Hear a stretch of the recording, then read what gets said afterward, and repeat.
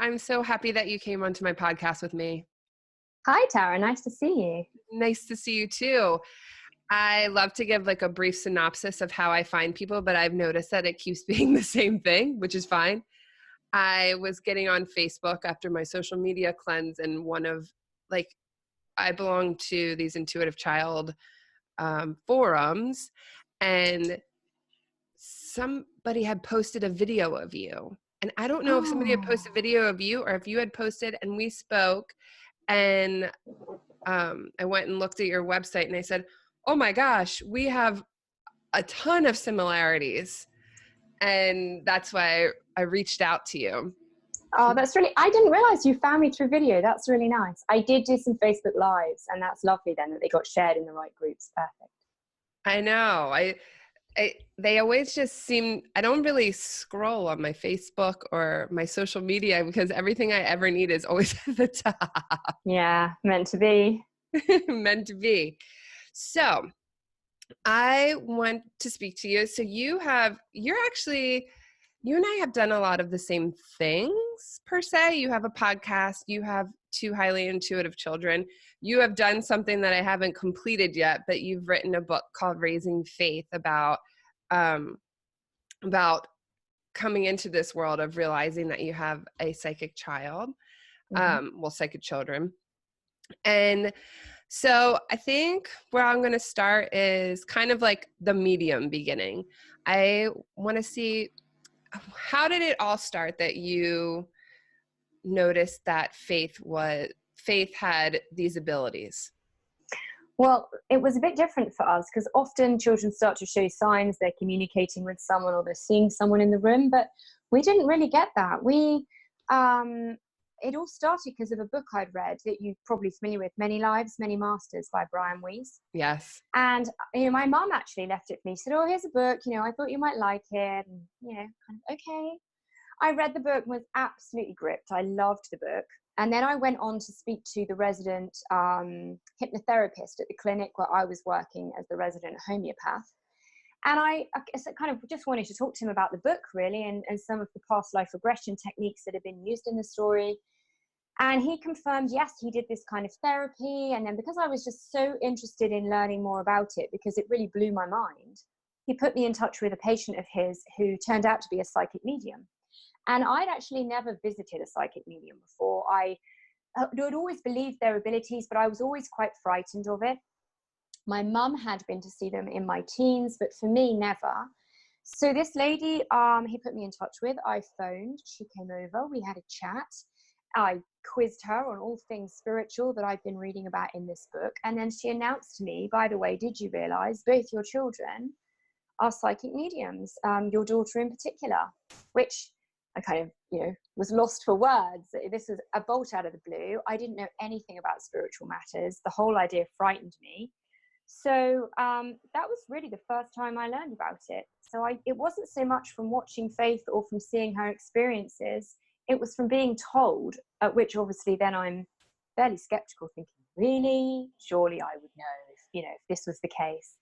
But as the weeks went by and this was rolling around in my head, it became apparent when I quizzed her that, yeah, absolutely this was going on. And yeah. That's so, nothing? Like she didn't speak about anything? No, she had never told me. And so this was where my husband's kind of skeptical, saying, well, how could, firstly, he didn't particularly believe in any of this anyway. And secondly, there was nothing to suggest that she could. But it was really on confronting her. And she was only little. She was only about 4 when I first found out. And my son, Tom, was 2. But it took me a couple of weeks to pluck up the courage to ask her because I didn't want to confuse her. And it just was such a random thing to approach a child and ask. But to be honest, I'm not sure I really wanted to know the answer. I was quite frightened of what she might say. But eventually, a couple of weeks later, I sort of plucked up the courage and went into her room, and she was just playing. And I just said to her, she knew straight away something was off. She could tell straight away, I'd come in to ask something, and obviously the energy had changed in the room, but I wouldn't have understood that at the time. And she just sort of looked up at me and carried on playing with the figures she was playing with on the floor.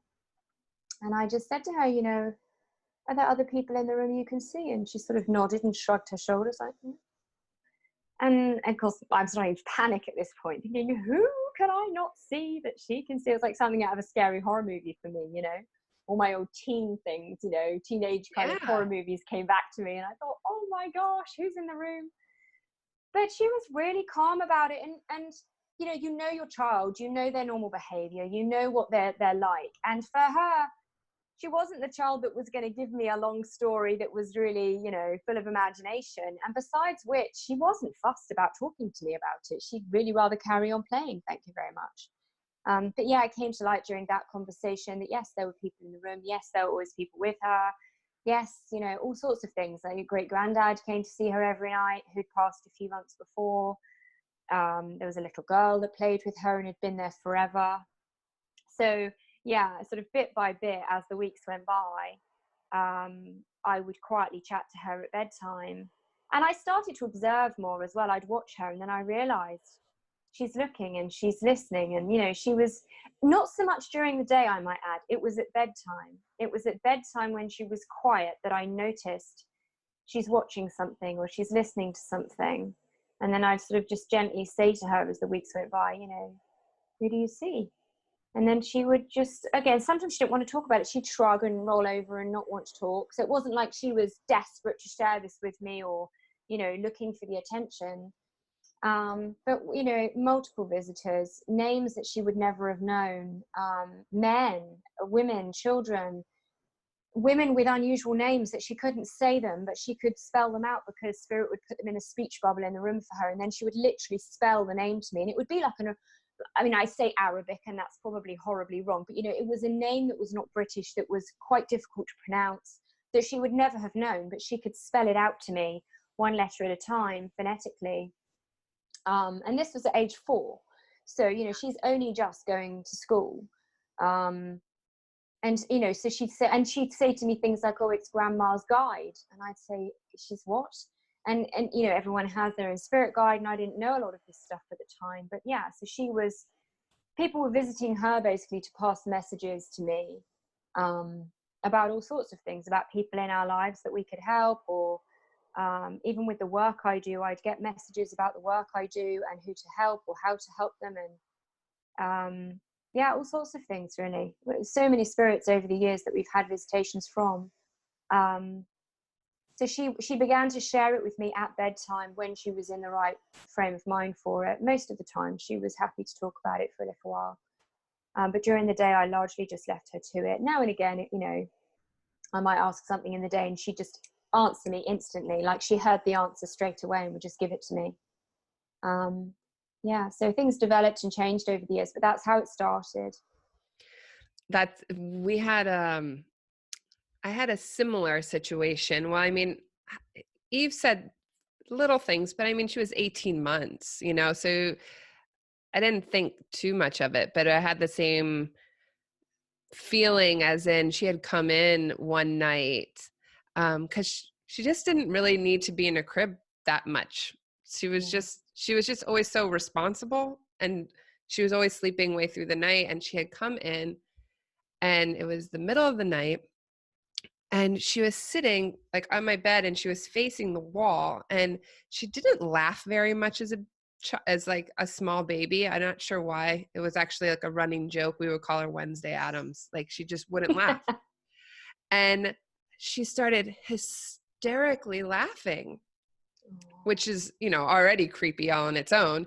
And, you know, as a mother, before she had even come in, I was like, oh, maybe I'll just pretend to be asleep. You know, like, she can lay in here. I'll just pretend to be asleep so I don't have to get up. Maybe my husband will do this.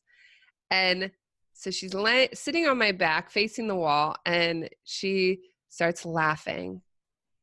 And that creeps me out. So I say, you know, who are you, or what are you laughing at?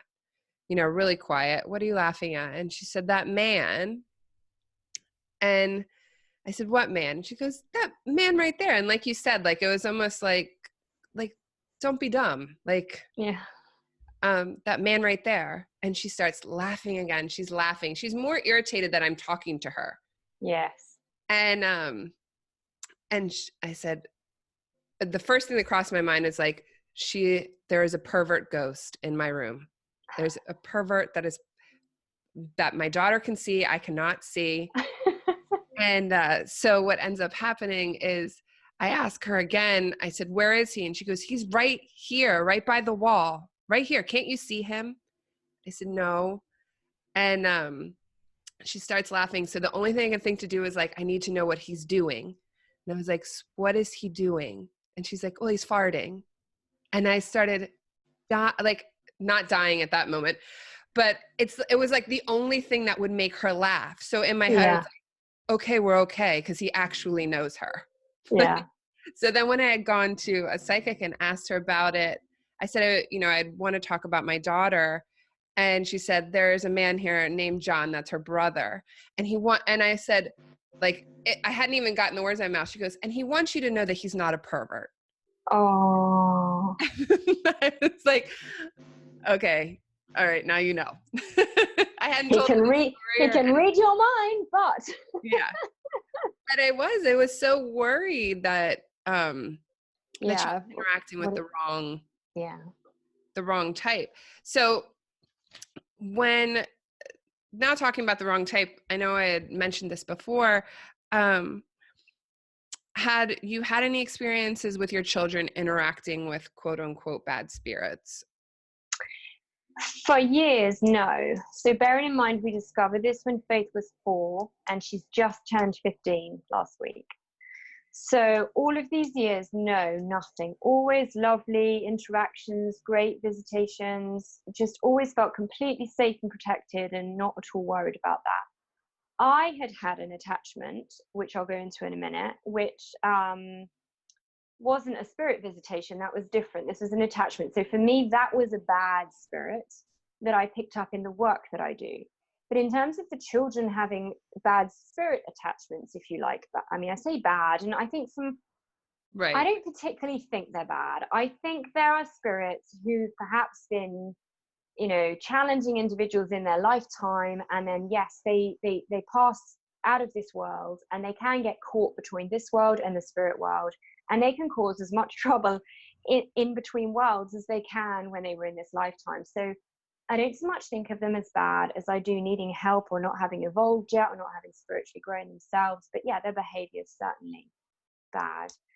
And once we've had that. And in actual fact, even having said that to you, Tara, the lady that we had visit, she wasn't bad. She was just scary. She was a darker spirit.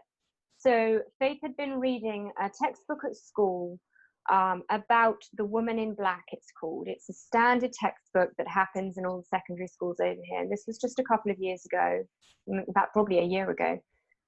And it's quite I haven't read the story, but from what I understand is it's quite a scary textbook. So the lady in it is diseased. She's all wearing black. She's not a very nice character.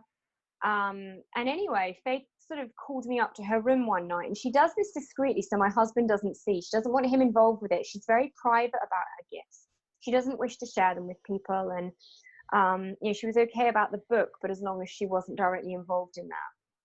So she calls me up to her room, and I knew something was off because the fact she'd just come to get me and says, don't tell anyone, follow me. I went to her bedroom, and she said, there's a lady in the corner of the room, she said, and she won't go away, and she's frightening me. That was a bit random. We've had this gift now for 10 odd years, and we've never had anything like this. So, I said to her, are you sure? And I said, what is she like? And she explained, and I tried to Reiki the corner of the room and just thought, well, I'll try something. And my hands just didn't work. It was like nothing was coming out of my hands. So the Reiki just wasn't coming at all, which I thought was a bit odd. I tried to use my dowsing crystal just to double check, is there someone here? Is there not someone here? Because for me, that's the quickest. I can do it on my head, but it's quickest for me to use dowsing crystal. And I got told no. I'm like, that's really odd. She was absolutely adamant. She was staring at the corner of them. She said, the lady's not going. I said, describe her to me. And she said, she's diseased. She's wearing black. She said, she does actually look like the lady in the book at school. And I said, oh, well, it's probably just your imagination then, which was such a crazy thing to say to a girl with gifts like this. And I should know better, but it didn't quite add up. I couldn't quite figure out, well, why would you have a scary person in your room? Anyway, I think like a day later or a couple of days later, she'd say to me, that lady's still in my room.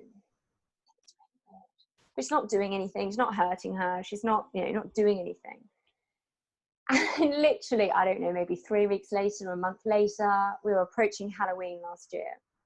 And she said to me, the lady was still in her room. And I thought, that's really strange. Then she came flying downstairs. I was sat in the living room and she came flying in, threw herself at me and started clamping her hands on her ears and screaming at me, make her stop, make her stop. She's screaming at me. And the lady was screaming a date, which sadly I can't remember, but she was screaming a date, which was in a few weeks' time. We were maybe about a week before Halloween at this point. And she said, she won't leave me alone. She's screaming. As Faith came into the room, all the lights on the ceiling started flickering. I've got like spotlights across the whole living room. All of them started flickering like something out of the movies. I'm not kidding. The whole energy in the room completely changed. All my hackles on my back are going up. And I knew perfectly well, there is absolutely someone here. I can feel there's someone here. Or my guide stepped in really close. I felt like we had like a bubble around us where they were all touching me as if to say, you're okay. But this woman was really, she was, when spirits come in too close like that, I get shivers up me, you know, they're very close. They're very much right there trying to get my attention. And she was absolutely trying to get our attention. The lights are still going. Faith is still screaming. So I said to her, okay, I was kind of trying to calm her down, saying, okay, I said, look, let's ask the lady why she's here. And she sort of screamed at me, I don't want to speak to the lady. And I thought, what am I doing? Why am I asking my daughter to speak to a spirit? I can ask. I might not have her gifts the way that she does, but I can still have the conversation. So I said, okay, no, silly me, I'll ask. So I just said to this lady, you know, I don't know who you are or what you want, but clearly you need help. And I'm very happy to help you. I have a friend that can help. Please, can you just step back because you're frightening the children and me, and this is not helping. And I turned to Faith and I said, is she listening? Is this okay? And she said, she's gone. And it was like all she wanted was to get our attention, to get some help for herself. That's all she was trying to do. And the best way for spirits to do that is to, you know, cause a stir, cause an incident to frighten us so that we realize they're actually with us. So she wasn't doing anything hurtful or anything terrifying. It was just, I think she was getting, there was an urgency. I think the date was relevant, whether it was the day of her passing and she needed to cross over before that time. I don't know. I don't really understand it well enough. But the lady did step back. The next day, my son said to me, Mum, there's a lady that's just run from your room into Faith's room. And I said, it's okay. I know who it is. She doesn't mean us any harm. She's trying to stay out of your way. It's fine. Because I was trying to get hold of the psychic medium Stuart Keyes, who wrote the foreword on my book. He's quite well known here in the UK. He's been on TV and stuff. And yeah, so by the time I got hold of Stuart, who was on a ship somewhere in the middle of the Caribbean, he messaged me and said, it's fine, I've dealt with it. I've sent Solomon, which was his guide, to deal with it. She doesn't mean you any harm, but I can see why she's scaring you. She's like right up there on the scale of 10 out of 10 really in terms of scariness to look at. So she was quite badly disfigured and diseased. So I don't know her history or why, whether, I don't know, it was the plague or something like that. I've no idea. But she'd obviously had a difficult time and she was stuck. She'd missed her opportunity to pass into spirit when she died. And she was caught between worlds, which is what happens. It's what we call ghosts. And so she was stuck and she just needed help. And you know, I've kind of come to recognize there are many of these lost souls that get caught, and largely they just need help moving on. They don't actually mean us any harm. They just, to us, seem really frightening, but it's actually really simple to help them move on as well. So we've since learned how to do that, so we don't need to call for help anymore. And we had one more a couple of months ago. Again, she came down. She said, there's a man in my room and he's scaring me. He keeps putting his head on my shoulder. It wasn't random. So again, I went up to her room and she was quite creeped out. You know, she's sort of curling her shoulder up saying, can you get him off of me? He's too close. And he was intimidating her and frightening her. And I said to her, have you been grounding and protecting? Because this is what we talked about before, is how it's really important when you have these abilities to ground and protect every day, to try and, you know, limit the ability for spirits to get into you like this. Anyway, so we went through the steps we'd been taught and she could visualize the whole thing. She could see him. She could see the portal opening to spirit. She could see his loved ones coming to meet him like we'd asked. She could see him going into spirit. And she literally went straight to sleep. The minute we finished and she knew he'd gone, she drifted off to sleep quicker than she normally does. I think she was so peaceful with the fact that he was gone. Yeah, she went straight to sleep afterwards, which was brilliant. So we've only had those two. And I wouldn't call them bad. I would just say for her, they were frightening to have in her room because they weren't loved ones. They weren't guides. They were lost souls that had come to her because she was like a beacon, really, that showed them they could get help that way. I wonder too, and I don't think this happens for everybody, because with my own daughter, her abilities were really strong. And then lately, though she still has them, they've kind of calmed down a bunch, and she's 6 now. I wonder also too with your own, even though your daughters seem to just always continue to escalate, if, they're like given that quiet enjoyment time as they get old, you know what I mean? As they get older, and now, her being 15, like, sure, we're walking into teen years, so other things are happening physiologically, but, we're meeting different challenges, right, that expand us. And now she knows how to work through these specific situations, I wonder.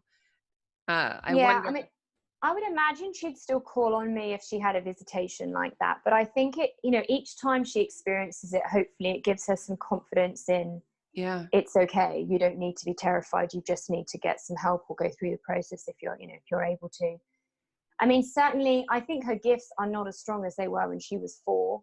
I think when she went to secondary school, which here is age 11 to 15, 16, it's a huge school. It's full of hundreds of children, lots of energy, lots of personalities. It's a pretty scary, toxic place. I mean, my son's really struggled to settle because he's very sensitive and empathic, and it's been a real challenge for him. So they've had to definitely toughen up and have a shell on them at that school for sure. It's a lovely school. It's a great school, but it's just huge and full of, all different characters and a big learning curve for them. And since she went there, she's not really wanted to talk to me about spirit, only when she's needed help. She doesn't routinely say to me, oh yeah, I'll confirm which spirit that is. She just doesn't want to play the game anymore. Whereas before, she was quite happy just to tell me who it was or what they wanted, or, I'll say to her now, I know someone's with me. Can you confirm who it is? If it's not someone I know. And if she's in the mood for it, she might say, yes, it's them. And I'll say, what do they want? Nothing. She's not that forthcoming anymore. She doesn't want to work with it. She'd rather be normal. She's 15. She wants to do what all of her friends are doing. She doesn't particularly want to join in anymore. So that's fine. That's why I just leave her to it. It's her gift anyway, not mine. So she knows I love hearing about it, and she knows I'll always help if she needs it. But, I figure she's been given this gift for a reason, and at some point it'll come to light why. But I mean, she certainly still can hear them and see them, but I don't think she's living in that world as much as this world, the way she was when she was little, because she just didn't know the difference back then because it was so active for her. Yeah, for sure. Did you have any, I know that you did because of the book, but could you speak on your own experiences with darker spirits or lower vibrating spirits attaching? Yeah. So, as a homeopath and holistic health coach, I see patients, obviously, who all come with their own energies and their own baggage and their own histories and traumas. One particular lady had come to see me for help. I don't remember what for, something physical, but she'd been really very poorly. But she was quite, a tricky lady. She arrived and warned me she'd already taken one practitioner to court for not doing their job well enough. So I thought, oh, okay, this is interesting.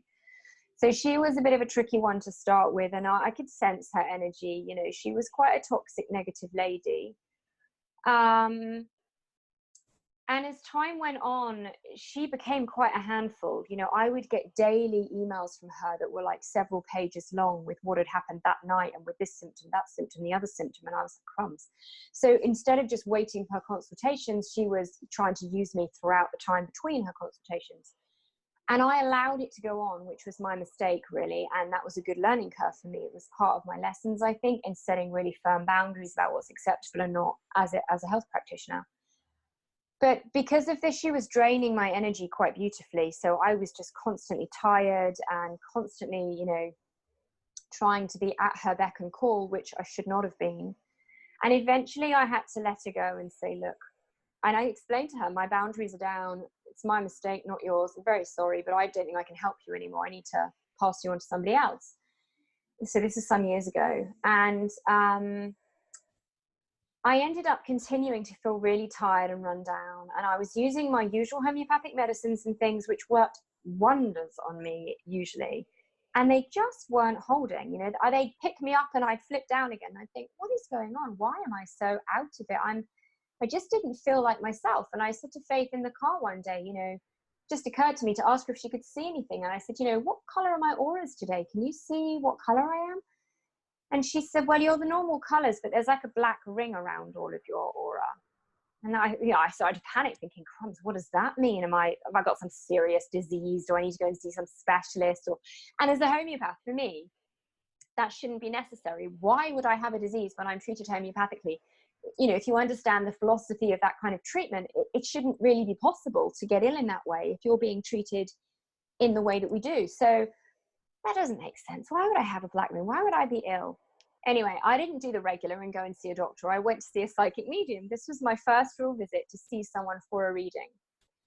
And it was Stuart Keyes that I went to see, which is why I asked Stuart to write the foreword for the book. And so I went to see him, and he took one look at me and said, because he didn't know why I'd gone. He thought I'd just gone for a reading. And he did a double take. And as soon as he did a double take, I felt really frightened. It was like he'd seen something. I knew it. I could feel it. I could see the look on his face and feel his energy shift. He just changed in his energy. And I said, what is it? And he said, do you do some kind of work where you listen to the woes of others? And I said, yes, I do.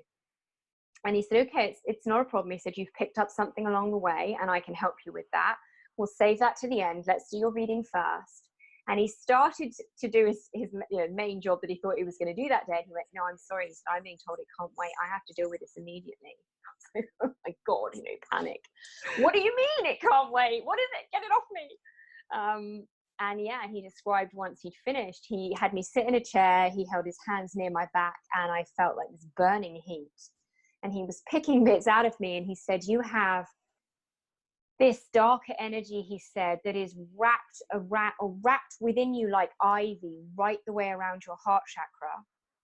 And he said, it's the darkest energy I've seen. And he's been doing this since he was very, very young. He's had his gifts since he was a child. He says, the darkest energy I've ever seen, comparable only to a lady that he said had voodoo inflicted on her from Zanzibar or Tanzania or somewhere years before. And I suddenly realized, and I went, oh my gosh, I said, the lady that I've been treating that I've had to let go had voodoo inflicted on her by her neighbors. She had a very traumatic experience, a lot of weird stuff, a lot of scary stuff. And she had talked to me about these, horrific, abusive, terribly frightening neighbors that she had that were threatening her all the time. And they had used voodoo on her. So what he said was what had happened is the voodoo had gone from her to me as part of the treatment process because I was open and I wasn't protecting myself properly. And this was my big lesson in boundaries and grounding and protecting my energy. And I said to him, but no other homeopath has to ground and protect. It just seemed like a crazy idea. But he said, well, you do need to ground and protect because I'm not, you're not just a homeopath, you have your own abilities. And so because of this, there is a need for you to ground and protect to stop this happening. So it was a really big wake up call for me. But it was quite frightening to know that was even possible, that there are, because I didn't like to think there were dark energies, but that, there clearly are. And they clearly can move from one to another. And he said, I said to him, why would I have a dark energy? And he said, because you're a light worker, he said, and that this dark energy can wreak more havoc on you than it can on just one of your patients because of all the different people that you treat. It's like it's got the ability to affect everybody that you then come into contact with. I was like, oh my gosh. So yeah, I was really lucky that that had got sorted quite quickly. I didn't have it on me for that long, maybe, I don't know, a month or something. I don't know. It could have gone on for years, as these things do. Many people out there live with dark energies and attachments that don't realize why they're always depressed, or why they always feel the way they do, or they can never quite recover from anything, and they, you know, can become alcoholics, and they can become drug abusers, and they can become horribly depressed. And often there is a darker energy attached to them. It's actually affecting their ability to heal. And I think that's, you know, wacky and crazy as that might sound, I have come to learn it does exist, even if I like to think it doesn't in my little rose-tinted world. It does. So there's a time and a place to deal with those things, and to be aware of them, and yeah, not shut your mind to the possibility. And it was so interesting when I read that in your book, was because it is so true. Like, it does wreak more havoc because you're a light worker, because you are doing that work and helping all of those people, and it would just transmit. And I mean, if you came to that space, and so in a negative space, like, those people they're not going to want to come back or try again or any of that. I just, that to me was like a nice, like, revelation moment, you know, like, oh my God, I mean, I definitely I feel like with every month, with every step, like, my understanding of boundaries have become greater and greater and greater. And it's difficult, you know, because what's so difficult is because I don't know about you, but when I was brought up, it was family and everything were family, friends. The more loved you are, it was like the more you give, the more incorporating you are, the more absorbing you are, right? And it's not that you're pushing people away, you're not. But it was almost like a conflict of, like, the values that I was taught, what I'm learning now. And it's been difficult for me to untangle. I'm still working with it some. And I think that's a really difficult one for all healers and light workers to get used to, because, you know, you're usually super compassionate and super loving and understanding, and you can feel people's emotions, and you don't like to see people hurt. So when people need your help, you automatically want to help them. But what I have to explain to people all the time is, it's a bit like airline masks. You have to put on your own mask before you put on the people that you look after. You know, you are of such value that if you're not well, if you don't stay well, if you don't look after yourself, you can't look after all the other people that you love so much either. So much as we like to often you know, especially mums, you know, most mums do this, don't we? You know, we make sure the children have got everything they need before we look after ourselves. But it's really important, I think, to recognize that you have to be looking after yourself, because if you break down, if you're not working anymore, then everything tends to fall apart, you know. Yeah. And it's the same if you're a healer or just a mother, you know, a mother. When there's people that are dependent on you, your health and your own well-being are vitally important. And that's something I think a lot of women really struggle with. We'll always help others before ourselves, and we have to really change that mindset and recognize we can't help them if we're not in a good place ourselves. It's actually really important maintenance work we have to do. So the grounding and protecting and the boundaries is vital. And that's another thing with boundaries, you know, it's declining to let others step over the boundary, you know. And I explain, you don't have to be rude, you don't have to be unkind or mean, you just have to say thank you but no thank you. You know, that's not okay for me. It's really important that I say no to this, and I wish you well, but, you know, that's a no. Because otherwise we just end up drained. And I think that applies to all walks of life, but particularly if you're a healer or a light worker or a mother, or, you know, serving others in some way. What I also found too is the more sensitive and the more that my abilities have come to the surface, the less I am able to not have the boundary. For instance, I had like a reactive moment a few months ago where I definitely got into a screaming fight with somebody, which, you know, when you're like walking into it and you're like, this is not, like, don't bite, don't bite, don't bite. And I love my family, but, you know, we're Puerto Rican. It's all like passion. And that's just like what you do. So like, it's been a really hard transition for me to like not do that. So this has been the first time that that's happened in a long time. I was zonked for like a week, 2 weeks. Wow. I didn't realize how much of my own like energy and it wore me out. And so now I step away and I go, it's not even a matter of like not wanting to do it. I really can't do it anymore. Yeah. Um, Yeah. it affects me differently now. Yes. I mean, one of the things I write about in the book is how sensitive we become to the environment around us, you know, how sensitive we become to the energy of others. You have to be very mindful of who you let into your inner circle, because people's energy will affect you so much more than it used to. I mean, I think if you're an empath, you've always been affected to a degree, but I think the more your abilities increase, it's like the more sensitive and open you become. And so the people that you spend time with, even the news that you read, or the movies that you watch, Yeah. I have to be really careful now. I won't watch really traumatic scenes. Yeah. I don't need to bring that into my space, if you like. And the same with people now. You have to start being a little more selective over who comes into your energy and who you decline to let come in and do that again, because it does affect you, I think. I mean, I write about it in the book. There's places I've been to, like kids' birthday parties, and come home exhausted and grumpy, and kind of turned to Faith and said, "What is wrong with me?" And she says, "You've just picked up someone's energy where we went." And I'd been to some gloomy army camp. God knows what had happened there. But it felt gloomy when I was there, but I came home really not well at all, just not right, not myself. Mm-hmm.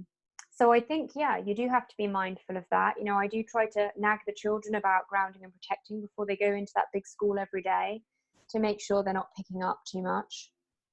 I put flower remedies in their water bottle as well, to try and help with, you know, situations they might be dealing with. Obviously, I use my homeopathic medicine with them.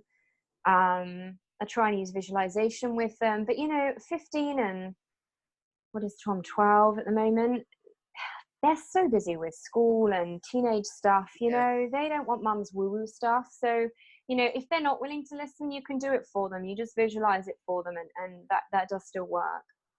So I try to do that, but it is hard to be consistent. It's hard to make it part of your everyday routine. I think, you know, I do say to them that you don't want another visitor like that lady, do you? We don't want another lady in black in the house. Thank you very much. But I mean, now she has the tools, you know what I mean? And yeah. she has the tools, you know. This is interesting to me to always know with other people, is finding the tools. But when you started going into this, like, you can't talk to anybody about it. Mm-mm. So No.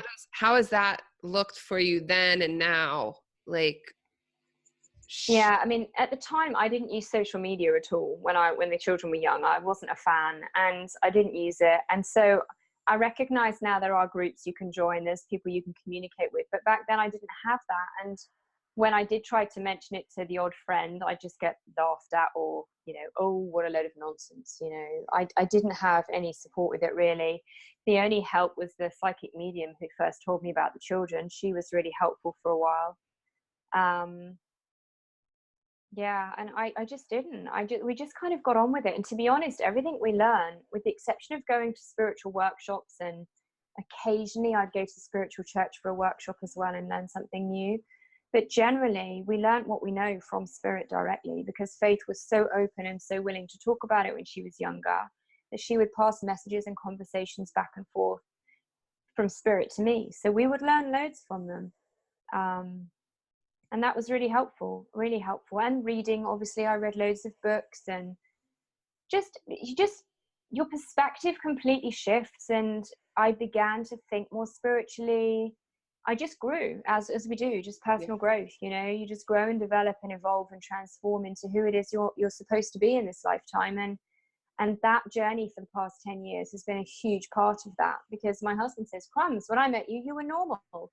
Since then, you talk to dead people, you've gone vegetarian, you know, you're into your homeopathy and all your holistic wellness stuff." And, you know, I wasn't into any of this back then. So I have gone through a fairly major transformation since those days.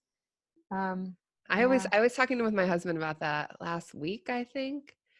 I was talking to him. I was having, I guess, just another breaking down of certain things that I needed to work through in the last month.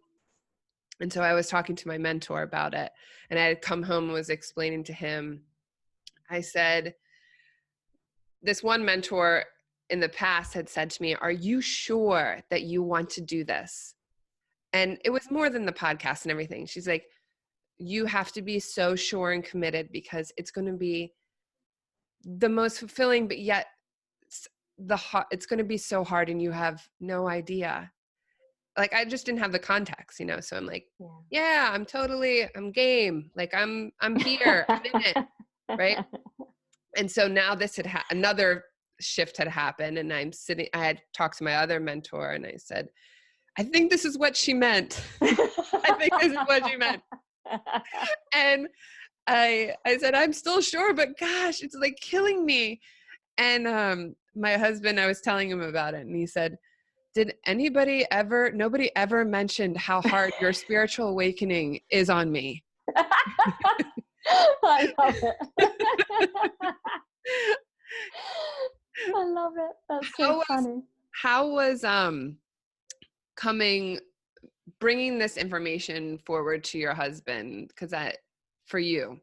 Well, when I first mentioned what the psychic medium had said, way back when Faith was still little, he just kind of stared at me blankly, as if I just said something in a foreign language, really.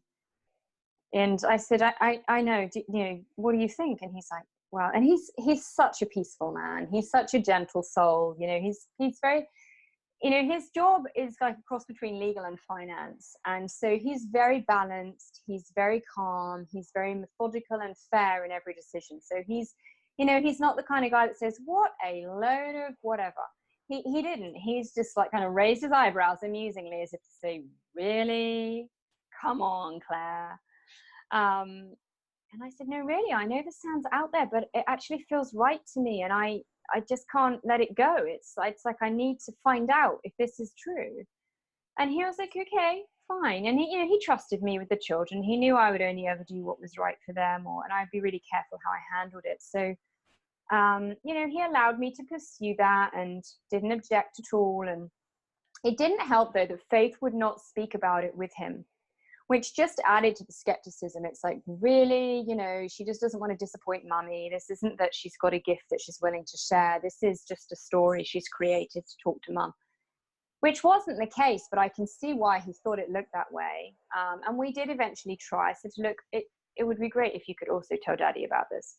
There was a couple of occasions we did that, but it's really hard to pin something down so concrete, so that he's going to believe it when he's skeptical. So again, it opened his eyes to it, but he was still like, well, yeah, it sounds great, and I can see what she's saying, but I can't actually validate that to really prove it. So he's always remained kind of on the fence about it. He's never been dismissive or rude or negative about it or anything like that, but he's a guy, and he's a very balanced kind of scientific guy. I need to move while I carry on, bear with me. A very balanced scientific guy. And so for him, he just, he doesn't have the evidence he needs to really believe what I tell him. So, so that's, sorry, Tara. That's all right. So that's kind of how he took that information. Was he still is. I mean, even now, he knows what I do. He understands what I do. He's really proud of the book. But it's not his world, It's not what he does. He's not in that world. We exist in that without him. I mean, the day that scary lady had, the lady in black had come and the lights had flickered and so on, he did experience that. He wasn't in the room with me at the time. He came home just shortly after. And I started telling him about the lady. And as I did so, all the lights started to go again as I was telling him. And I was like, yep, she's here again. So, she was there kind of to get his attention also, and to make sure he knew it was real. And he's since seen lights flicker when I've said to him, like, oh, my nan's here. I can sense my nan. And as I say that, all the lights start to go in the room. And he's like, okay. So he knows. Yeah. It's not his thing. So he knows. He just sort of leaves me to it and likes to turn a blind eye and just not really think about it too hard. I think he finds it quite frightening as well. But also comforting. His dad passed, and I think it's nice for him to think that maybe it's possible that his dad lives on, but he's not definitely sure of it the way I am. Yeah. The children get visitations from his dad and everything, but I find it amazing because to me, it's like, well, wouldn't you go and see a psychic medium? Wouldn't you go and see someone for a blind reading so that you would have that validation? You could get a message. But he and his family are the same, I might add. They're all wired that same way. It's just not their thing. I think they know about the book, but they just think this is Claire's kind of wacky stuff. This is it's just not their thing. It's not their cup of tea. They just can't get their heads around it at all. I think it's good though. I think it keeps us grounded. You know what I mean? Yeah, that's what I put in the book. Is for me, he is really grounded. He is really normal. He is really sensible and wise and balanced. So he's supportive with it, but he's not into it, if you like. Yeah. Exactly. Yeah. I get that. Yep. For sure. How was what do I have written down here is how or why did your kids give you permission to write the book? I would assume that you asked permission. Yeah, I did. So I was sat in Faith's room one evening, and I don't know, we just had another of our incredible conversations with spirit guides. And this was only a couple of years ago, just before I wrote it. And I just sat there just reeling from the information that was coming through. And I just kind of said to her out loud in the room, wow, this is so amazing. We should write a book about this. Or I think I said, we could write a book about this. We've got so much information.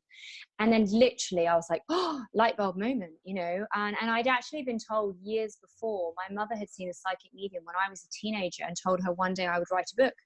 And I always thought, really, what would it be about? And I assumed it would be, I don't know, about the work I do with patients and homeopathic medicines or something, but I could never quite see why. It's not like I was a particular expert in a particular field of homeopathy that would warrant a book. So I could never quite see that. Literally this phrase just it rolled off my tongue, we should write a book about all this information. It's amazing. And I was like, oh, that's the book. And suddenly I realized actually we had been through so much all by ourselves. We'd learned so much. I had grown spiritually so much, as well as the actual visits from spirit and the experiences with Faith growing up, that it was just so much information. I just thought it would be great to just get it in a book and just put the whole thing together. And it told a story really of where we started and where we got to, and the lessons I learned spiritually along the way. And obviously Tom also was having experiences, not as blindingly wow as Faith, but he was still having his own visitations and things. So I put those in the book too. And yeah, and I said to Faith about it, and I explained why. I said, the idea is that there's probably lots of other children out there that don't know what to do. And I guess I felt like I was in a position of authority, I suppose. I felt like because I was a practitioner and I'd helped hundreds of people with the work I do as a healer and a homeopath, that I had a lot of experience talking to people and talking them through traumas and life experiences and why things happen the way they do, that I felt like I had this sort of experience that meant I would come at the story from that angle, that I could share that from a more authoritative place, I guess, rather than just being a mom. It was like, well, yeah, but also this ties into the world as a bigger picture.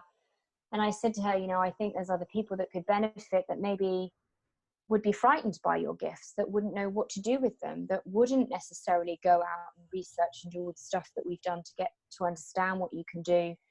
And so if we put it in the book, then hopefully other people, it will help them. And so, she was only little, so, and she was not really inclined to disagree with me anyway. So she was like, okay then. But she did make it clear she didn't want to be involved. She didn't want to be interviewed or anything like that. So I made sure the steps that I took to make sure that we maintained her privacy.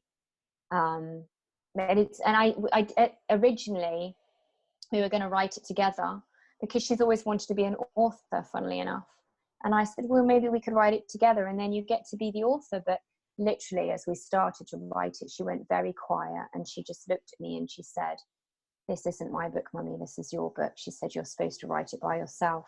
So she'd been told that it wasn't for her to do, and that was the message to me was, back off, mum, I'm not joining in, it's for you. I was like, okay. But she wrote like a Q&A section in the book just to answer and explain to people what she sees and experiences. So so that was her part in it, really. So yeah, we've kept her out of it. She's heard me. I've been on the radio quite a bit, so she's heard me on radio shows and things when they've played back, and she's staring at the radios and say, that's kind of odd, mum. But other than that, she's not been involved at all. She doesn't really see what's going on or anything like that. But she's largely happy with it. Yeah. When my kids hear the podcast, they're like, oh, I want to listen to the podcast, and they get like 3 minutes in, they're like, never mind. Bored with that now. And it's not because they're like offended or anything like that. It's just like, oh, this is boring. Yeah, I know. That's the thing, isn't it? Because people say, how different is it living in your house? It's like, it's not different. They're just regular kids. It's not like they behave differently, or life is life. They're teenage kids. They do exactly what every other teenager does. They just happen to have this extra sixth sense, that's that's part of our everyday, that to them is normal because it's all they've ever known. All right, I have one last dual question for you. Sure. What do you think your greatest challenge and like revelation have been through this whole journey? Challenge, I think probably hiding our identity. I think keeping it a secret, not sharing it with our local community, not being able to tell friends, not being able to, having to say to the children, look, I don't think we can share this with people. It doesn't matter if you do, but I don't think we can, because on the occasions we tried, it wasn't well received. And so that for me was I'm a very open person. I talk lots. I'm quite chatty. I'm not a secretive person at all. And so for me, I found it incredibly hard having this whole other life that I couldn't share with the local community or friends or whatever, even family. I mean, obviously my immediate family know, but my extended family don't know, because they just don't. It was just easier, and Faith didn't want anyone to know either. So that's been a challenge. Inspiration, I think it's just without the knowledge of what the children could do, without the journey that we've been on, I wouldn't be who I am today. Yes. The lessons I've learned and the experiences and the awakening, basically, I have awakened in a huge way, and it's an ongoing commitment to that. It doesn't end. You just continue to awaken as you're finding, you just ascend to the next level, and you ascend, and there's work to do at every level. And stuff from the past, stuff that you've dealt with, big and small, creeps back, and you've got to deal with it. And it's I think it feels like a privilege, in all honesty, partly because of the work I do combined with this, but to recognize people and why they behave the way they do, why things are happening to them the way they are, why people say the things they say. I don't automatically take offense or make a a negative judgment on someone because of bad behavior. That doesn't mean I won't be offended by it, I guess, but I tend to recognize there's a reason why they've said that. There's a reason why they've behaved that way. So when, I don't know, a relative is rambling on about, oh, this person said this and she was this and she was that, and I don't think that way about things. I try and point out, well, they've obviously had an experience in their life that's caused them to behave that way. And do you understand what I mean? Yes. You sort of just start to see the bigger picture, and it's amazing, because then you realize you don't need to be mad at that person for that bad behavior. Or I think it just gives you an opportunity to see the world in a nicer light when you recognize they're only behaving or talking in that way because of what they've been through. I think people behave the best way they know how to behave, based on their own experiences so far. And so we're all at different levels. They may not know any better, Yep. It frees you up a lot. Yeah. I feel like I can walk into a social situation and know that blah, blah, blah is going to say something offensive or whatever. But it's almost, for me, I've turned it into a game. Is like, Yeah. okay, what do I feel? Why? Okay, this, these situations, I get why their perspective is in that way. But it's not about me anymore. Yeah. Even if it is directed at me, it's not about me anymore. Yeah. I mean, I'm still sensitive, so I will think, Yeah. oh, I will be a bit like, oh, I don't like that very much. But you can step back and you can look at it and say, well, actually, yeah, I know why they did that. Or, I won't get offended by things. For example, my mum will get really offended by people's actions or the things they've said or the things they've not done. Yes. Whereas I don't tend to think that way. I'm the one that ends up saying to my mum, but they don't realize that they're only behaving that way because they don't have the confidence. They can't host that thing you think they should host because they wouldn't know where to begin. They don't have the confidence to handle that. Do you know what? So you just end up seeing that bigger picture and recognizing that people are doing the best they can, and generally they're not out to get you. They're just they don't know any better. They're doing the best they can. So yeah. And I've learned all of that as a result of the journey we've been on. So yeah, that was actually a huge thing for me, letting go of. And I mean, even there are times that I still struggle with it, is because this is, as of right now, is a pretty lonely, not lonely. It's a journey that requires you to be alone, but in the beginning it's very lonely versus alone. And when the relatives and the friends, and all of a sudden they're gone and they're just not around and they're not asking and they're not, and it took me a while to break off of that and understand that, like, that we're not in the same vibration, we're not in the same level. And that's not me putting me higher or anything like that. We're just in different areas.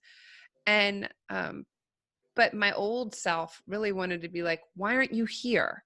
Why aren't you helping? Why aren't you asking? Why aren't you why don't you just show up? And that's like, it's such an old way of like who I was. And I can see it spike up sometimes and I catch it, And I think it probably always will. And I think that's the point, is when you ascend to the next level, those things creep back, but then you deal with them on that next level. I think, it takes a while, I think, to get through that. And I think we're human, we have egos, and it's part of the course, really. It's just how it works. And I think we're always working on it. We're always evolving. We're always trying to grow and see things from a more spiritual, loving perspective. But when you're going through a rough patch, and that's life, we all have those patches, it's really hard to remain true to those values. You find yourself slipping back into your old kind of behavior because you're just firefighting. You're trying to get through whatever stress you're going through with daily life, and you've got to try and remember those values, which is where things like meditation come in really good, because that gives us that time and headspace every day to really sit and calm and reflect and process, without this constant firefighting. Yes. I'm so glad that you picked that challenge and that revelation, because I thought about it when I wrote the thing and I was like, all right, which ones would be mine? And really that's kind of what they was the loneliness and always feeling like I'm making my kids not lie, but I'd be like, we can't go to this school tour and you say X, Y, and Z. Because they're not going to understand. Because I don't want them to not feel honest, and I don't want them to not feel like they are who they are. And then the same revelation is like who I have. Oh my God, the journey part and who I am now, and the understanding of life and the leveling up. I see people who I feel like are just have plateaued, and they're not transcending emotionally, spirit, and I that made me crazy. So it is frustrating. It's frustrating when you can see someone and you can recognize what's happening, but you can't do it for them. They have to be ready. Tell them. Yeah, they have to be ready for that. They'll figure it out on their own. I will say the other challenge I've had is like faith. And I don't mean that I like, it makes my body go, oh, to like even use the word because of like just like religious stuff. I remember being a kid and they'd be like, you have to have faith. Well, now it's like a different thing. Like faith that this person will show up in my life, or not even that person, but a situation will show up in my life to help me with this, or that is going on, whether it be a problem in my eyes, that it's there for a reason. And yeah, that's been hard.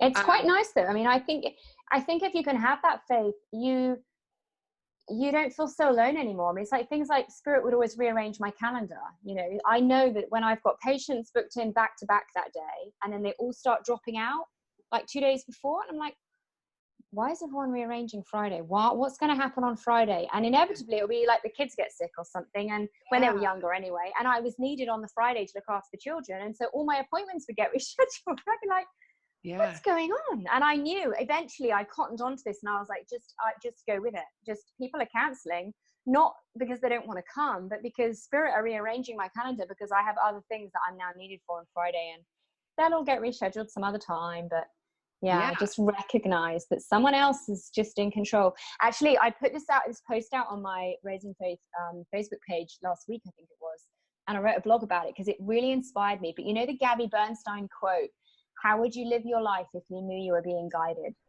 And it resonated with me so much, because I just thought, well, I know I'm guided, but actually when you look at it that way, when you think, how would I live my life if I knew I was being guided, you wouldn't worry anymore. You wouldn't involve yourself in the struggle anymore. You would just surrender and say, all right, fine.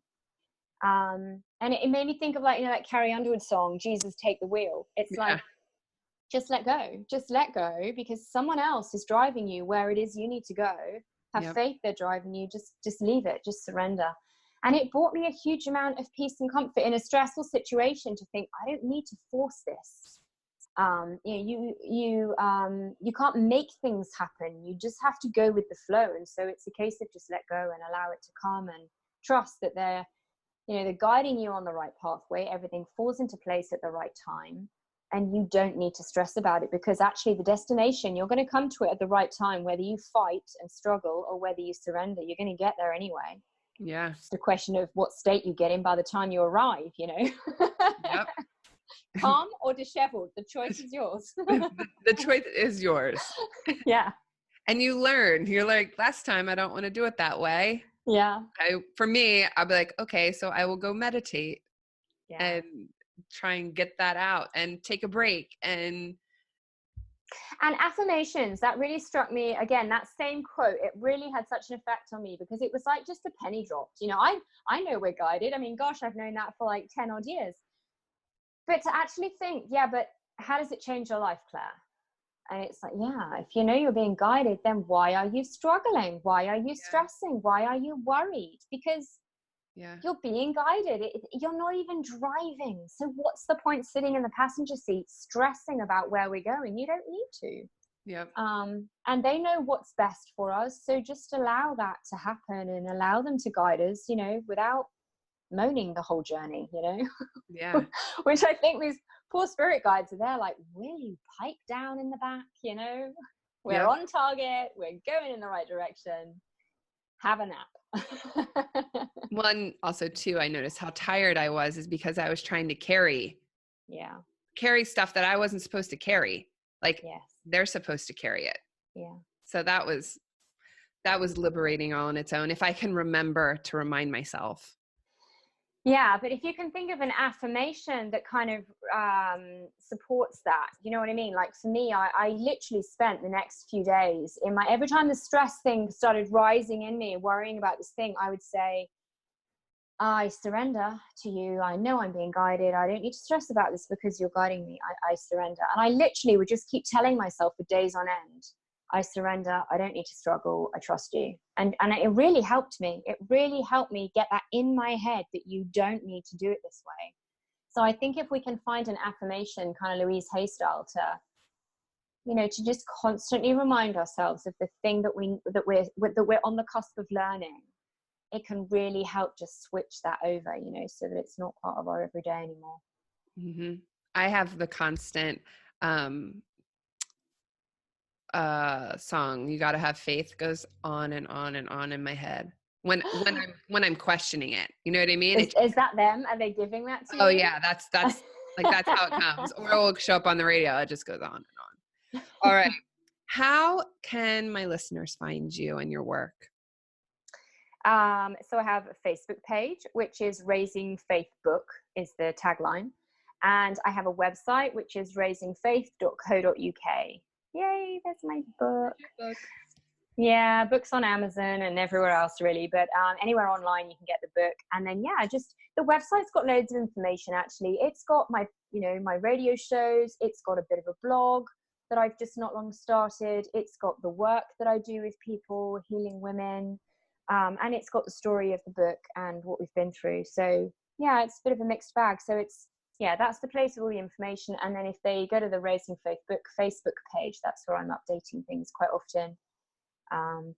So wonderful. Thank you so much for coming and talking to me. Oh, pleasure. Thank you. It's been a lovely chat about it. It's so nice to meet like-minded people, and it's nice to meet another mother going through something similar, because there's very few that I come across, so it's great. Oh yeah, I'm so happy to. I mean, that's why I did this. It's like so I can find you. Yeah, it's just kind of reaffirming. It's not just me. It's not just perfectly normal. Yeah. Wonderful. Well, I hope your work spreads, and I will continue to spread it. Lovely. Thanks, Tara. Nice to talk.